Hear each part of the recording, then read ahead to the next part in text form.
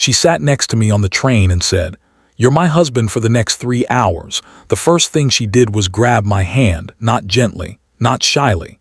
She held it with the desperate strength of someone hanging over the edge of a cliff, then looked straight into my eyes and whispered, "Please, don't ask questions. You're my husband for the next 3 hours." I froze. The train had barely left the station. Outside the window, endless fields rolled beneath a fatting golden sunset. But inside that quiet carriage, my ordinary life had just collided with something I never could have imagined. Every instinct told me to pull away, yet something in her trembling voice and frightened eyes made me stay. Before we continue, if you believe that kindness can change lives and that everyone deserves a second chance, please take a moment to like this video, leave a comment, share it with someone you care about, and subscribe to the channel Shadow of Kindness. Your support helps us bring more emotional stories that remind us all that humanity still exists. I had boarded that train hopping for silence. At 36, life had become a series of quiet disappointments. My marriage had ended 2 years earlier after months of trying to save something that had already slipped away.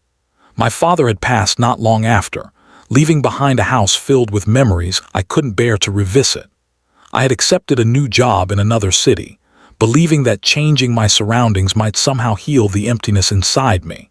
Instead, every destination felt exactly the same because loneliness has a way of following you wherever you go.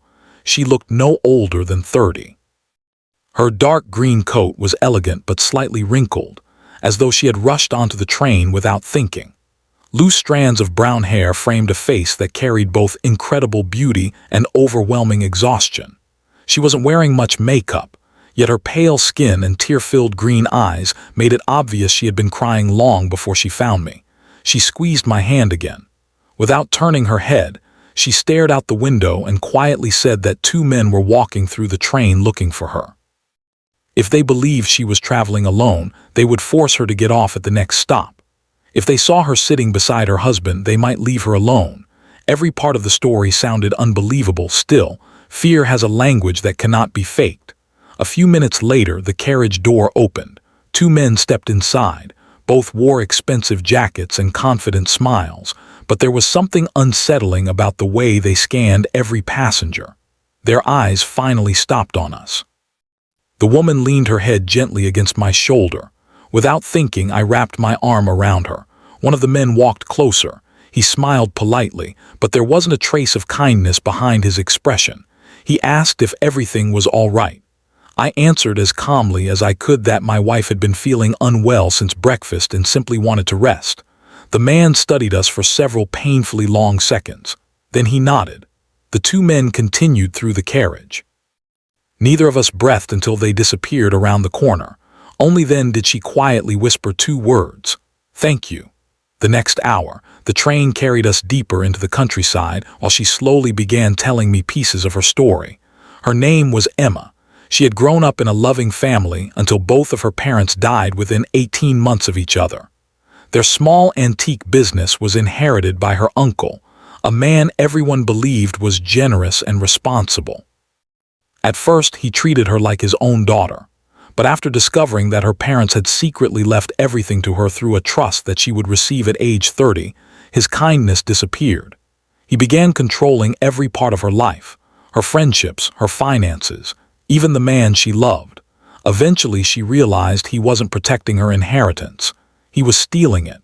When she confronted him, he threatened to have her declared mentally unstable and take permanent control of everything.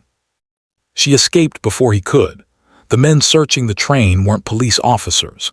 They were private investigators hired to find her before she reached the lawyer waiting several states away with documents proving the inheritance belonged to her. I wanted to believe she was exaggerating. But then she quietly opened her handbag. Inside were legal papers, old photographs, handwritten letters from her parents, and a worn family picture. The little girl smiling between her mother and father had the same eyes looking at me now. Everything suddenly felt painfully real. The train slowed as it approached another station. Emma became tense again. She admitted that she hadn't slept for nearly 48 hours. Every time she closed her eyes, she imagined those men finding her. I offered to stand outside her compartment while she rested. Instead, she smiled sadly and said she hadn't trusted another human being in nearly 3 years. Yet somehow, she trusted me. Those words struck deeper than I expected. Trust is a strange gift. Sometimes it comes not from knowing someone for years, but from recognizing something familiar in their pain. She fell asleep with her head resting lightly against my shoulder. For almost an hour I didn't move.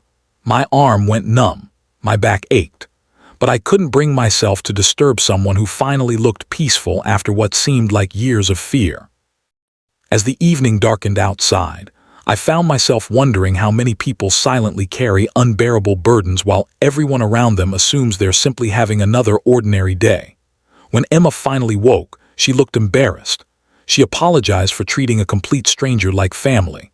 I smiled and admitted that I hadn't felt useful to another person in a very long time. She laughed softly. It was the first genuine smile I'd seen from her, and somehow it made the entire train seem brighter. But peace never lasts forever. Less than 40 minutes before our destination, the carriage door opened again. The same 2 men returned. This time they weren't smiling. One sat directly across from us. The other remained standing nearby. The atmosphere instantly became suffocating. Passengers quietly looked away. Nobody wanted trouble. Emma's fingers trembled beneath mine. The seated man calmly explained that her uncle was extremely worried and had hired them only to bring her home safely. Emma looked at the floor. She didn't answer. The man turned to me. He asked whether I truly knew my wife. For one terrifying second, I nearly told the truth. Instead, I looked directly into his eyes and spoke from somewhere deep inside myself. I said that after 12 years of marriage, I knew exactly when my wife was frightened. And she had never been more afraid than she was at that moment. The silence that followed felt endless. Then something unexpected happened. An elderly woman from across the aisle stood up. She announced that she had been watching us for hours and believed every word I had said. A retired schoolteacher joined her, then a young college student, then a father traveling with his little daughter. One after another, complete strangers quietly positioned themselves between Emma and the 2 men. Nobody shouted. Nobody threatened violence. They simply stood together. The investigators realized they had lost. Without another word, they left the carriage. The moment they disappeared, the entire coach released a collective breath. I looked around at the people surrounding us. None of them knew Emma. None of them knew me. Yet every one of them had chosen courage over comfort. That moment restored something inside me I had believed was gone forever: faith in people. When the train